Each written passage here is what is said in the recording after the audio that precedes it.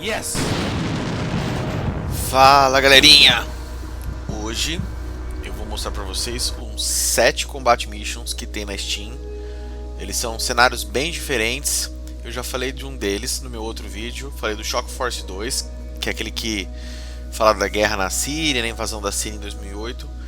Mas para vocês terem uma ideia mais ampla dessa franquia, conhecerem todos, inclusive ajudar a escolher, porque não dá para ter todos, eles são bem carinhos, mas para ajudar vocês a escolherem qual você acha que tem mais a ver com vocês, qual que vocês podem gostar mais, vou fazer esse vídeo aqui, então os 7 Combat Missions que tem na Steam e para quem é ideal, certo pessoal? Então vamos começar. Bom, o primeiro deles que eu vou falar é o Combat Mission Normandy, foi lançado em 2011. Ele coloca você diretamente na Segunda Guerra Mundial. É mais focado na parte dos aliados, né, dos britânicos e dos americanos. Então ele vai falar do dia D e da invasão da Normandia. Eu não vou citar aqui os pacotes de expansões, tá? As DLCs dos jogos, porque daí a gente vai encumpridar muito esse vídeo, tá? Mas o Normandy tem bastante DLC, Shock Force 2 tem bastante DLC, Fortress Italy inclusive tem uma DLC do Brasil. E a gente não vai falar deles aqui nesse vídeo, tá pessoal? Tem todas as DLCs na Steam. Voltando agora pro Normandy, então, o jogo, né, assim como todos os outros, ele é bem fiel à época. Então você vai ter as unidades de infantaria, os blindados, a artilharia, tudo histórico de como que foi na época. Para quem que é ideal esse jogo? Se você é um fã da Segunda Guerra Mundial, principalmente da parte do dia D, se você gosta da parte do exército americano, do exército britânico, ou mesmo o exército alemão, mas que batalhou na França, esse é o melhor Combat Mission para você. Ele tem bastante mod também, bastante cenários feitos por players, então conteúdo é o que não vai faltar nesse caso. O segundo Combat Mission é o Fortress Italy, foi lançado em 2012, um ano depois do Normandy. Ele também é da Segunda Guerra Mundial, só que nesse caso aqui a gente vai estar lá na Itália. Então é a invasão aliada da Itália durante a Segunda Guerra Mundial, começando na Sicília e subindo para o norte do país. É um terreno bem mais montanhoso do que o da Normandia, né, da França, que é uma planície, mas é muito bonito, é bem legal os mapas do jogo, do Fortress Italy. Inclusive uma das DLCs tem o exército brasileiro, né, a Força Expedicionária Brasileira que lutou na Itália, inclusive na realidade, né, no mundo real. Então ela é retratada numa das expansões do Fortress Italy. Bom, ela é ideal também para quem gosta da Segunda Guerra, para quem já jogou o Normandy e quer mais um pouco de Segunda Guerra, ou então para quem quer uma pegada num terreno mais montanhoso, né, um pouco mais estilo deserto, amarelado, menos folhagem verde, como é na Normandia. O terceiro Combat Mission é o Final Blitzkrieg. Ele foi lançado em 2016. Ele também é da Segunda Guerra. Ele é o penúltimo da Segunda Guerra que a gente vai falar aqui. E ele é focado nos momentos finais da guerra. Então ele se passa na Alemanha e também foca na Batalha dos Aliados. Ele começa falando ele começa retratando a famosa Batalha das Ardenas, né?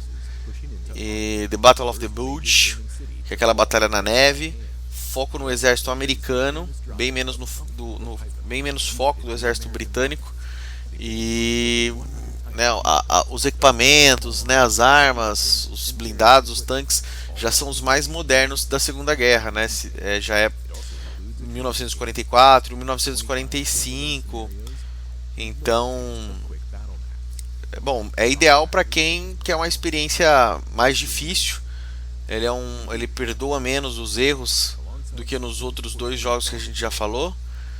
E quem gosta dessa sensação, né, dessa vibe, vamos dizer assim, do fim da guerra, né, a Alemanha lutando para tentar manter o território do próprio país já. Eu não tenho muito interesse. Na verdade, os títulos da Segunda Guerra, eu gosto bastante da Segunda Guerra, mas eu prefiro os títulos modernos do Combat Mission, que é inclusive o que a gente vai depois desse último, né? Então agora a gente vai falar o último que se passa durante a Segunda Guerra, que é o Combat Mission Red Thunder. Ele foi lançado em 2014, então ele foi lançado antes do Final Blitzkrieg. E ele traz um outro lado da Segunda Guerra, que é o fronte ocidental.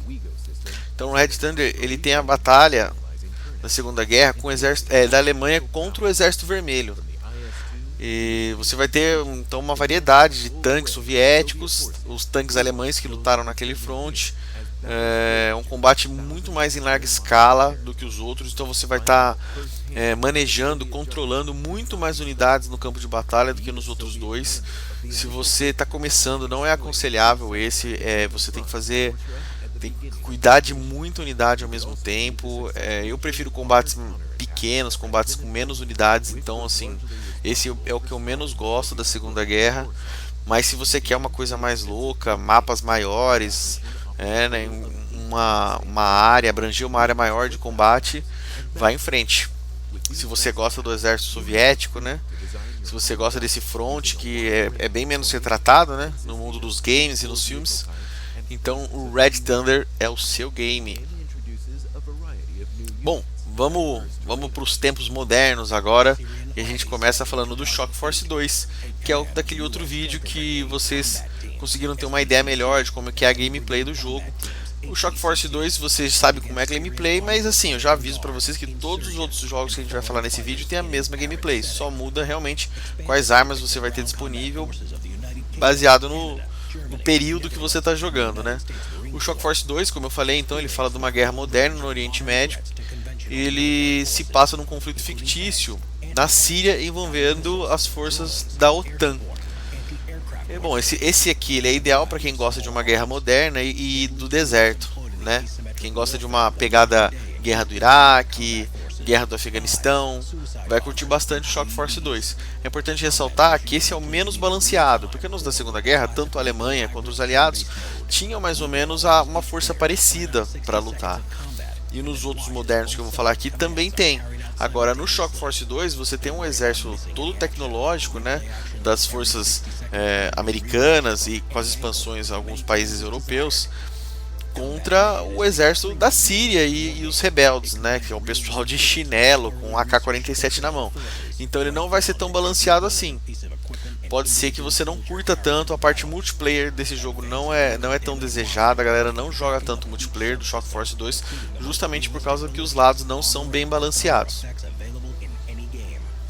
O sexto que a gente vai falar é o Black Sea, Combat Mission Black Sea. Ele se passa numa guerra que até o lançamento dele em 2014 era uma guerra fictícia entre a OTAN e a Rússia, no momento em que a Rússia decide invadir a Ucrânia. Infelizmente não é mais fictício, na vida real a Rússia invadiu a Ucrânia, mas por sorte, diferente do jogo, a Ucrânia está lutando sozinha, a OTAN não entrou na guerra, o que na vida real acredito que daria um combate muito mais sangrento, né? Bom, para quem que é ideal o Black Sea? Se você curte o cenário de guerra moderno também, mas você quer uma batalha entre superpotências, uma batalha mais balanceada, né? Então tem Estados Unidos e Rússia, não é 100% balanceado, as forças da OTAN ainda são um pouco mais avançadas. Inclusive, engraçado, na época falaram que o jogo era pró-Estados Unidos porque as forças americanas eram mais fortes que as forças russas.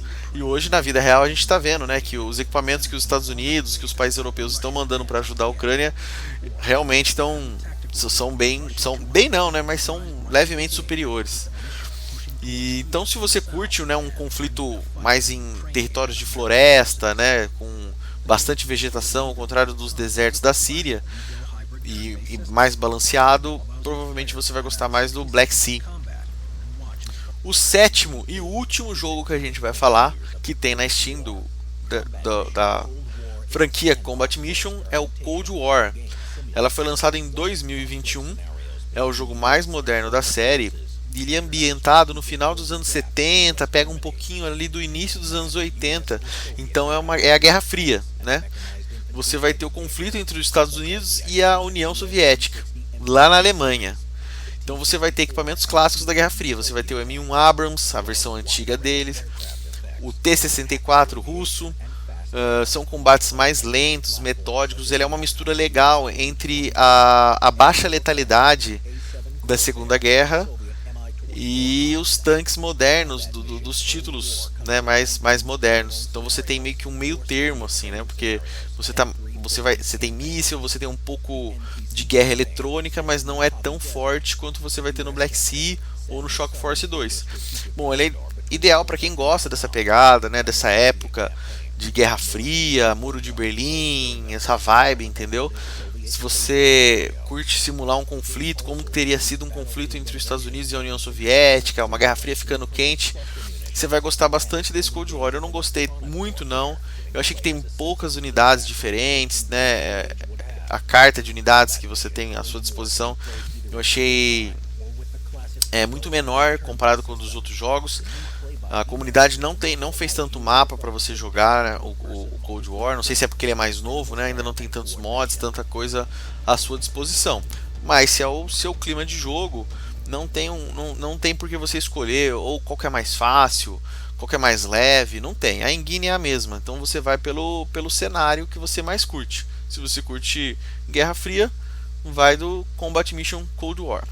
Beleza, pessoal? Espero que tenha ajudado vocês. Para quem não conhecia, espero que tenha gostado de conhecer, que vá na Steam, pesquise sobre o jogo. Como eu falei no outro vídeo, para mim é um dos melhores jogos de estratégia, porque você tem mapas grandes, controla tanques, infantarias, blindados, e você tem a opção de jogar por turno, então você consegue não só fazer a sua estratégia, mas você também consegue assistir o combate se desenvolver, e isso pra mim é muito legal no jogo.